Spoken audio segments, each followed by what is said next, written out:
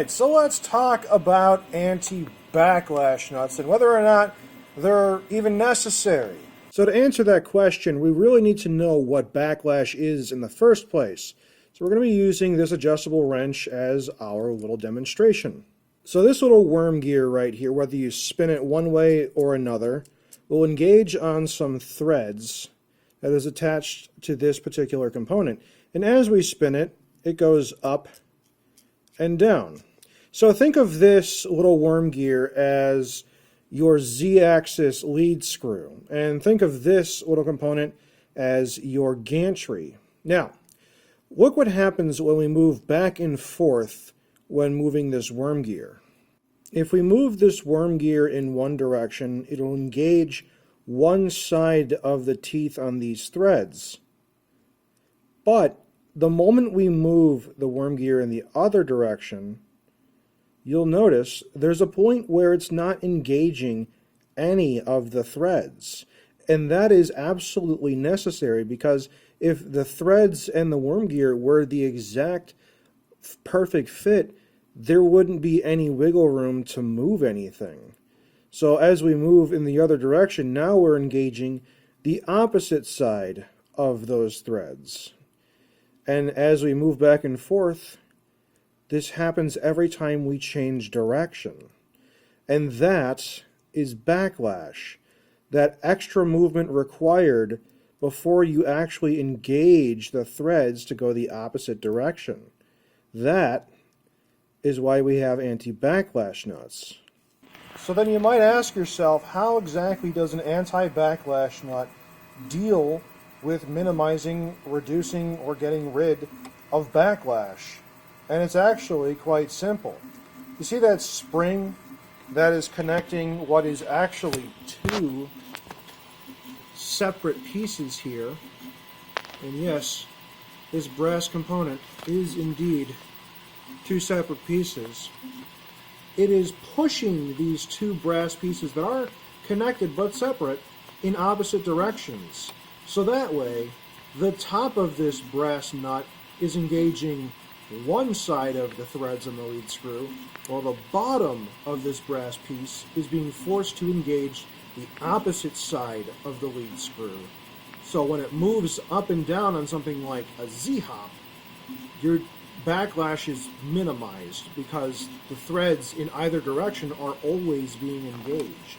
So in essence, what is happening is you have two lead screw nuts that are kind of connected together but being pushed apart by a spring. And that makes it so that the top lead screw nut is engaging the thread on one side, while at the exact same time the bottom lead screw nut is engaging the thread at the other side.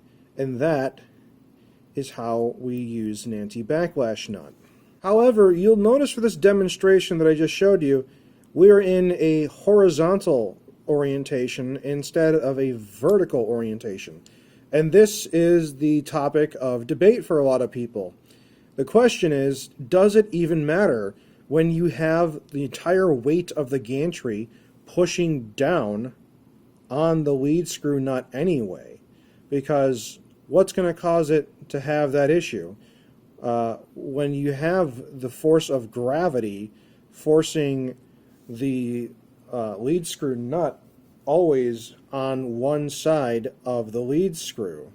So to demonstrate that, we'll put force on the part that moves here, and we'll move it back and forth either way, and you'll see, because we have gravity pushing down on it, we don't really have any backlash from moving like this. So then, pray tell, you may ask, if that's the case, well, what's the point? And the answer is, it's not so clear. Here's the thing. When you Z-hop, you are forcing an object in motion, and an object in motion likes to stay in motion unless acted upon an equal and opposite force. So, when you Z-hop, you bounce a little bit. And that little bit of bounce, when you're moving up and down rapidly, especially during a lot of Z-hops, could cause some small artifacting. Is it a deal breaker? No, not really, but there are a number of people that report that when enabling Z-hop, anti-backlash nuts do help a tiny bit in removing some forms of artifacting in your printing. So, for a few dollars, it certainly doesn't hurt, but is it entirely necessary? Absolutely not. But I suspect the anti-backlash nuts are going to come far more in handy once we start getting to a point where 3D printing is going to get truly 3D, i.e. non-planar printing. Now, I don't have any examples of a print that is non-planar because non-planar printing is very much still in its sort of infancy stages at the moment, and having the right equipment to do it is very specialized. But Teaching Tech did a fantastic video on it. It's basically, instead of pancaking a two-dimensional layer of plastic on each other, your hot end actually can move up and down on the z-axis as it's printing in real time to make like these beautiful finishes at the end, and it's just absolutely incredible. And I suspect when we're moving up and down a lot more than just with z-hopping, that the anti-backlash nuts will help in that regard, but that's just speculation on my part. The current situation is some people say that anti-backlash nuts improve quality in certain regards to z-hopping. And in my experience, I have been using anti-backlash nuts for a long time, and if they're giving me some benefit, that's great, and if they're not, well, it does make the rod a little more stable, but that's the reality of it. The evidence is sort of anecdotal, so it's just one of those things, you know. Perhaps in this particular case, it's not necessary, but then again, maybe not. I wish I could give you guys a more definitive answer on this, but I can't really afford to take apart my production machine to really experiment around with this. All I can say is it doesn't hurt anything, but does it help?